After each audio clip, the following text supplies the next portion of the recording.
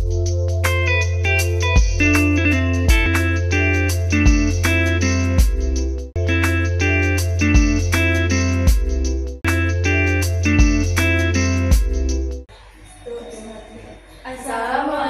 warahmatullahi wabarakatuh. Halo semuanya, selamat datang di podcast kami bertiga. Sebelumnya, perkenalkan, nama saya Melani Simanjulang dengan NPM 2024 41500 sebagai host di sini, dan bersama dua rekan saya. Perkenalkan, nama saya Kameliana, NPM 2024 4150071. Perkenalkan, nama saya Syifa Romaswandi dengan NPM 2024 4150072. Dalam episode ini, saya dan dua rekan saya akan mengupas tuntas tentang teori dan pilar pendidikan serta hubungan keduanya. Teori pendidikan memberikan kerangka untuk memahami bagaimana siswa belajar dan berkembang, serta pilar pendidikan juga menjadi dasar dalam membentuk proses pendidikan. Kita akan mengeksplorasi bagaimana teori-teori ini mendasari praktik pendidikan dan membantu kita memahami cara terbaik untuk mendukung pembelajaran. Mari kita bersama-sama menggali bagaimana interaksi antar teori dan pilar pendidikan dapat menciptakan pengalaman belajar yang efektif dan bermakna. Kita masuk ke sesi pertanyaan. Menurut Kak Syifa, apa saja teori-teori pendidikan itu dan bagaimana? Jelaskan. Menurut saya, teori pendidikan itu ada 4 jenis. Yang pertama, teori behaviorisme, yaitu teori pendidikan yang berfokus pada perilaku yang dapat diamati dan diukur secara objektif. Dalam pandangan ini, perilaku manusia dianggap sebagai respon terhadap rangsangan eksternal, dan pembelajaran terjadi melalui asosiasi antara stimulus dan respon. Dalam konteks ini, pendidikan behaviorisme sering diterapkan melalui teknik-teknik pengelolaan kelas seperti pemberian hadiah atau pujian atau penguatan positif untuk mendorong perilaku yang baik atau menghilangkan sesuatu yang tidak menyenangkan atau pembuatan negatif untuk mengurangi perilaku yang tidak diinginkan. Selain itu, metode drill ini repetisi juga merupakan bagian dari pendekatan, terutama dalam pembelajaran keterampilan dasar seperti membaca, menulis, dan matematika. Yang kedua, itu ada teori kognitivisme, yaitu menekankan pentingnya proses mental dalam pembelajaran, termasuk perhatian, ingatan, dan pemecah masalah. Jean Piaget, salah satu pelopor teori ini, mengidentifikasi 4 tahap perkembangan kognitif, yaitu sensorimotor, profesional, operasional konkret, dan operasional formal. Setiap tahap perkembangan ini menggambarkan cara anak-anak memproses informasi dan beradaptasi dalam lingkungan mereka. Pembelajaran yang efektif terjadi ketika guru memberikan scaffolding, yaitu dukungan sementara yang memungkinkan siswa bergerak dari apa yang mereka ketahui menuju pemahaman yang lebih kompleks. Pendekatan kognitif menekankan bahwa pembelajaran adalah proses aktif dan interaktif, di mana pengetahuan dibangun melalui pengalaman dan internasional sosial. Dan yang ketiga, itu ada teori konstruktivisme, yaitu berpendapat bahwa pengetahuan dibangun secara aktif oleh individu melalui pengalaman pribadi dan interaksi dengan lingkungan. Menurut teori ini, belajar hanya proses menghafal informasi yang disampaikan oleh guru, melainkan proses di mana siswa menciptakan makna dan pemahaman mereka sendiri berdasarkan pengalaman mereka. Jean Piaget berpendapat bahwa proses pembelajaran melibatkan 2 mekanisme utama, yaitu asimilasi dan akomodasi.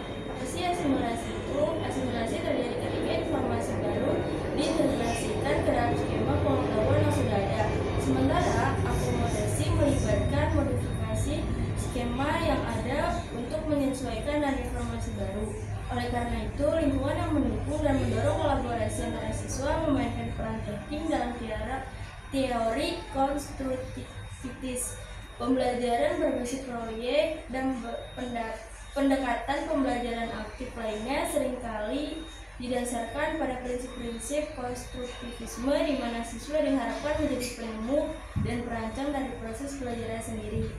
Yang keempat, itu ada teori humanistik, yaitu berfokus pada pengembangan potensi individu dan kebutuhan emosional siswa. Pendekatan humanistik mendorong pengguna metode pembelajaran yang berpusat pada siswa, di mana guru bertindak sebagai fasilitator, bukan otoritas yang mendikte apa yang harus dipelajari.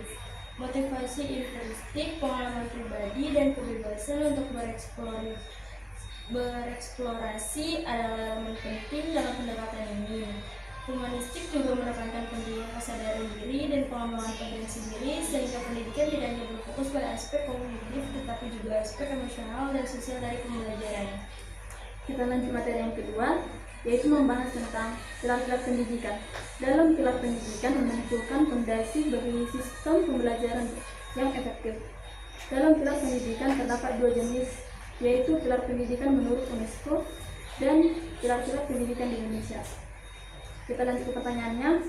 Menurut Kak Eka, apa saja jenis-jenis pilar pendidikan menurut UNESCO itu? Menurut saya, UNESCO mengidentifikasi 4 pilar pendidikan yang esensial dalam dokumennya yang terkenal Learning the Treasure Within. Yang pertama itu learning to know, yaitu mengacu pada akuisisi pengetahuan dan keterampilan dasar yang diperlukan untuk memahami dan berinteraksi dengan dunia. Ini mencakup pembelajaran tentang berbagai disiplin ilmu dan pengembangan keterampilan dasar yang akan digunakan dalam konteks yang lebih luas. Yang kedua, learning to do, yaitu menekankan penerapan pengetahuan dan keterampilan dalam praktik. Ini mencakup keterampilan praktis yang diperlukan untuk menyelesaikan tugas sehari-hari dalam pekerjaan, serta kemampuan untuk beradaptasi dengan perubahan dan tantangan baru. Yang ketiga, learning to live together, yaitu mengembangkan keterampilan sosial dan kemampuan untuk bekerja sama dengan orang lain. Pilar ini mencakup pembelajaran tentang keragaman, toleransi, dan kemampuan untuk membangun hubungan yang harmonis dengan orang-orang dari latar belakang yang berbeda. Yang keempat, learning to be, yaitu fokus pada pengembangan pribadi dan pemenuhan potensi individu. Ini mencakup pertumbuhan dalam aspek emosional, sosial, dan spiritual dari kehidupan individu, serta pencapaian tujuan pribadi dan profesional. Oke, kita lanjut ke pertanyaan selanjutnya. Menurut Kak Syifa, apa saja jenis pilar-pilar pendidikan di Indonesia? Menurut saya, jenis pilar pendidikan itu ada 4 yang mencerminkan kebutuhan dan konteks lokal yang spesifik. Yang pertama, itu ada pendidikan karakter, menekankan penanaman nilai-nilai moral dan etika untuk membentuk karakter siswa yang baik dan bertanggung jawab. Ini melibatkan pendidikan tentang nilai-nilai seperti kejujuran, kerjasama, dan integritas. Yang kedua, ada pendidikan kewarganegaraan, yaitu pembelajaran mengenai hak dan kewajiban sebagai warga negara serta pemahaman tentang dasar-dasar negara dan sistem pemerintahan. Pilar ini bertujuan untuk mempersiapkan siswa untuk warga negara yang aktif dan berpengetahuan.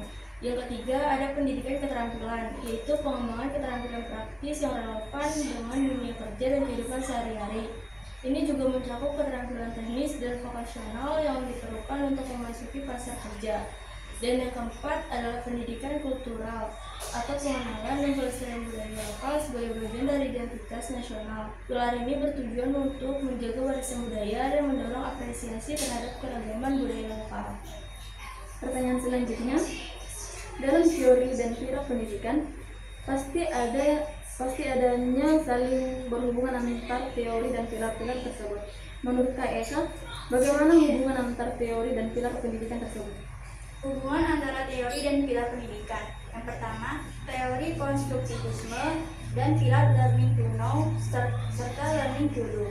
Teori konstruktivisme menekankan bahwa pengetahuan dibangun melalui pengalaman aktif dan keterlibatan dalam situasi nyata. Hal ini sangat sejalan dengan pilar learning to know yang berfokus pada pengembangan kemampuan berpikir kritis dan pemahaman yang mendalam. Konstruktivisme juga mendukung pilar learning to do karena teori ini menekankan pentingnya penerapan pengetahuan dalam praktik nyata. Yang kedua, teori humanistik dan pilar learning to be. Teori humanistik yang menekankan pengembangan individu secara menyeluruh sangat erat kaitannya dengan pilar learning to be. Pilar ini berfokus pada pengembangan pribadi, emosional, dan sosial siswa. yang sejalan dengan pandangan humanistik tentang pembelajaran. Dengan demikian, teori humanistik memberikan dukungan langsung pada pilar ini dengan memprioritaskan pertumbuhan pribadi dan pemenuhan diri dalam proses pendidikan. Yang ketiga, teori behaviorisme dan kognitivisme serta pilar learning to know. Teori behaviorisme dengan pendekatannya yang berfokus pada perilaku yang dapat diamati dan diukur, mendukung pilar learning to know dalam hal pembentukan keterampilan dasar dan kebiasaan belajar melalui reinforcement dan praktik berulang. Teori kognitivisme juga mendukung pilar learning to know dengan menekankan pentingnya proses mental seperti memori, pemecahan masalah, dan pengembangan keterampilan berpikir. Kognitivisme memberikan wawasan tentang bagaimana siswa memproses dan menyimpan informasi, serta bagaimana mereka dapat membangun pengetahuan yang lebih kompleks melalui pengalaman dan interaksi sosial. Yang keempat, teori konstruktivisme dan humanistik serta pilar learning to live together. Teori konstruktivisme dan humanistik mendukung pilar learning to live together yang berfokus pada pentingnya interaksi sosial, kolaborasi, dan pengembangan keterampilan interpersonal. Dalam teori konstruktivisme, interaksi sosial dianggap penting untuk membangun pemahaman yang lebih mendalam tentang dunia.